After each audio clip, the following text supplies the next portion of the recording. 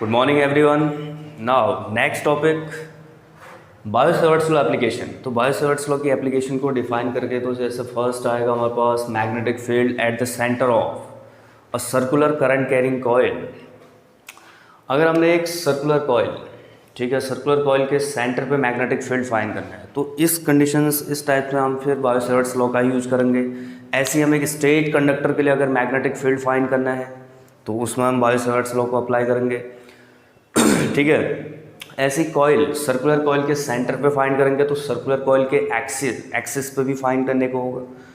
तो mains bio-Savart's law को हम किस टाइप से अप्लाई करेंगे वो कंडीशंस इन एप्लीकेशन से हम क्लियर करेंगे। ओके, तो बायो-सेवर्ट्स लॉ की एप्लीकेशन पे बेस क्वेश्चंस आपको क्लियर रखना है। ठीक है, जनरली जो टॉपिक्स हैं इन टॉपिक्स में हम किस टाइप से बायो-सेवर्ट्स लॉ को अप्लाई कर रहे हैं वो आपने नोट करके, तो किसी भी टाइप से current carrying coil, current carrying conductor को हम किन पार्ट्स में किस टाइप से बेंड कर देंगे और कैसे हम फाइंड करेंगे वो हम इसमें चेक करेंगे। इसकी हेल्प से आपसे फिर किसी भी टाइप का क्वेश्चन पूछा जा सकता है। बस आपको ये ध्यान रखना है कि हमने बायो-सेवर्ट्स लॉ को अप्लाई कैसे करना है। ठीक है, बायो-सेवर्ट्स लॉ को हम सॉल्व करना है। बस एक जो हमने कंडीशंस तो ध्यान रखना है बायो-सेवर्ट्स की एप्लीकेशन क्या है कि current element, small current elements के कारण हम एक सर्टेन डिस्टेंस पे मैग्नेटिक फील्ड फाइंड करेंगे। ठीक है, जैसे इसे चेक करते हैं, इस एप्लीकेशन में देखते हैं। सपोज अगर हमारे पास एक करंट कैरिंग कॉइल है, ठीक है, कॉइल सर्कुलर फॉर्म पे बेंट है। अगर इसमें एक सर्टेन करंट एक्सटर्नल सोर्स से अगर बैटरी से कनेक्ट करते हैं तो एक सर्टेन करंट फ्लो करती है। तो तब देखो इस करंट कैरिंग कॉइल या सर्कुलर वायर के अगर सेंटर पे हमने मैग्नेटिक फील्ड फाइंड करना है, सेंटर फर्स्ट कंडीशन, तो इस कंडीशन में भी हम सर्कुलर कॉइल को इनफाइनाइटेसिमली स्मॉल करंट एलिमेंट्स के फॉर्म पे सपोज कर सकते हैं। ठीक है, तो फर्स्ट क्या करेंगे, हम एक करंट एलिमेंट सपोज कर लेंगे इसमें भी। जैसे हमने फर्स्ट बायो-सेवर्ट्स लॉ को डिफाइन किया था, बायो-सेवर्ट्स लॉ में भी हमने एक AB लेंथ का स्मॉल करंट एलिमेंट सपोज किया। तो यहाँ पे हमारे पास DL वेक्टर लेंथ का अगर एक करंट एलिमेंट है तो इससे सर्कुलर कॉइल की रेडियस अगर कितने हमारे पास R, तो तब देखो अगर हम सर्कुलर कॉइल को स्मॉल पार्ट्स में अगर डिवाइड करते हैं, ठीक है, करंट एलिमेंट्स के फॉर्म पे, उनमें से एक करंट एलिमेंट हमारे पास कितना है, DL वेक्टर।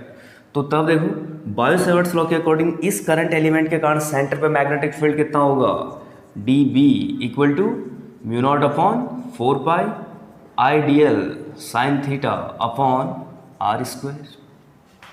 मैग्नीट्यूड इस करंट एलिमेंट के कारण सेंटर पे जो मैग्नीट्यूड होगा मैग्नेटिक फील्ड का इस टाइप से डिफाइन करेंगे। और डायरेक्शन, फिर से डायरेक्शन हम फाइंड करने के लिए क्या, राइट हैंड थंब रूल, या फिर से मैंने आप लोगों को पहले भी चेक करने को, नोट करने को, पढ़ने को बोल रखा है कि राइट हैंड थंब रूल और राइट हैंडेड स्क्रू रूल को यूज करेंगे हम मैग्नेटिक फील्ड की डायरेक्शन फाइंड करने के। इस केस में भी अगर करंट देखो वायर में क्या है, क्लॉकवाइज, तो इसकी हेल्प से अगर हम फाइंड करेंगे मैग्नेटिक फील्ड इसके सेंटर पे, तो मैग्नेटिक फील्ड की डायरेक्शन क्या होगी, into the plane of paper. Then अब देखो इस कंडीशन पे जो एंगल थीटा है, थीटा क्या है, करंट एलिमेंट और रेडियस वेक्टर के बीच एंगल है, angle between current element and radius vector. तो करंट एलिमेंट की डायरेक्शन क्या होगी, अलोंग टेंजेंट। इस पॉइंट पे करंट DL वेक्टर अलोंग क्या होगी, टेंजेंट रेडियस वेक्टर। तो एंगल थीटा इक्वल टू कितना हो जाएगा इस केस में, थीटा इक्वल टू 90। अगर हम थीटा 90 पुट करते हैं तो DV equal to mu naught upon 4 pi IDL sine 90 upon R square. तो DB equal to mu naught upon 4 pi IDL upon R square. एक स्मॉल करंट एलिमेंट जो हमने suppose किया इसमें, इसके कारण मैग्नेटिक फील्ड सेंटर पे इसका मैग्नीट्यूड कितना होगा, DV equal to mu naught upon 4 pi IDL upon R square. अब देखो अगर हम इस सर्कुलर वायर को, करंट कैरिंग कॉइल को अगर स्मॉल करंट एलिमेंट्स के पार्ट में डिवाइड करते हैं, या ये सपोज करते हैं कि कंप्लीट जो कॉइल है इस टाइप के करंट एलिमेंट्स के कॉम्बिनेशन से बनी है, तो तब फिर अगर हम फाइंड करेंगे कि hence magnetic field at the centre of coil, magnetic field at centre due to whole current carrying coil, तो तब इस कंडीशन में हम क्या कर देंगे, integrate dv total magnetic field B equal to integration dv, और सर्कुलर कॉइल अगर रेडियस r है कंप्लीट 0 टू क्या लेंगे, length circumference 2πr dl length. तो तब देखो इस केस में हमारे पास B equal to integration dv equal to integration mu naught upon 4π I dl upon r square. Constant term को अगर हम सेपरेट कर लेते हैं तो B equal to mu naught upon 4π into I upon r square integration dl। Now integration dl means total length of circular wire, तो B equal to mu naught upon 4π into I upon r square into 2πr।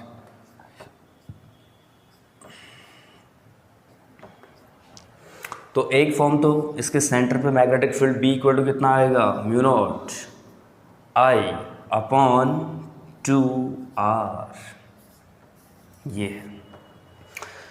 अब देखो magnetic field main तो जो आपने clear करना है, ये ध्यान रखना है, मैग्नेटिक फील्ड के सेंटर कंप्लीट सर्कुलर कॉइल, अगर सर्कुलर कॉइल कंप्लीट है तो उसके कारण मैग्नेटिक फील्ड कितना आएगा, B equal to mu naught I upon 2r, mu naught I upon 2r।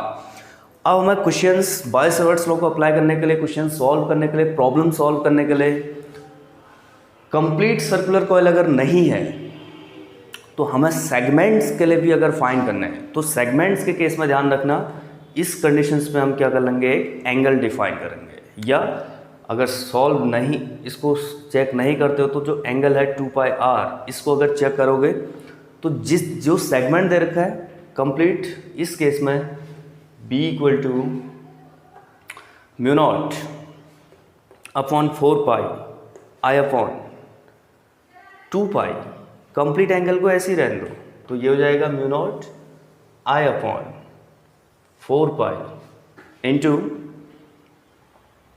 4πr, okay, radius है 4πr इंटू 2π,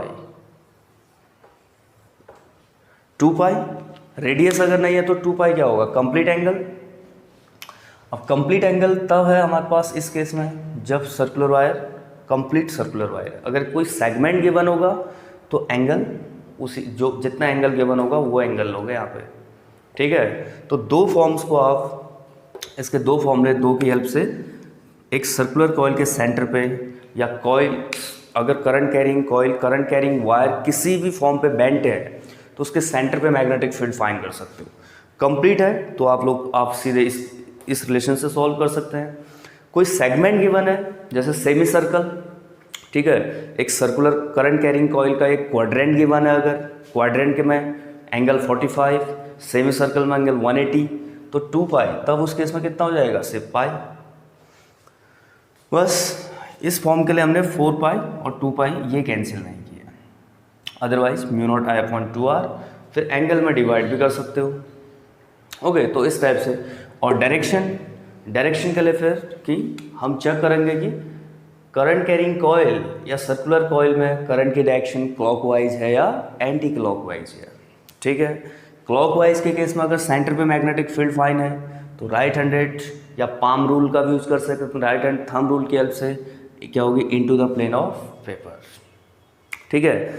सेकंड चीज़ इसमें जो डिफाइन करना है, सेकंड जो कंडीशंस हमने, ये क्वेश्चन रहेगा कि अगर एक करंट कैरिंग कॉइल है, सर्कुलर कॉइल, तो सर्कुलर कॉइल के कारण जो मैग्नेटिक फील्ड लाइंस हैं, मैग्नेटिक फील्ड लाइंस एक सर्कुलर कॉइल के लिए जो सेंटर पे हैं, सेंटर पे स्ट्रेट मिलेंगे आपको मैग्नेटिक फील्ड लाइन, और मैग्नेटिक फील्ड लाइंस पे ही जो टेंजेंट ड्रॉ करेंगे हम, वो किसकी डायरेक्शन को इंडिकेट करेगा, मैग्नेटिक फील्ड, ओके।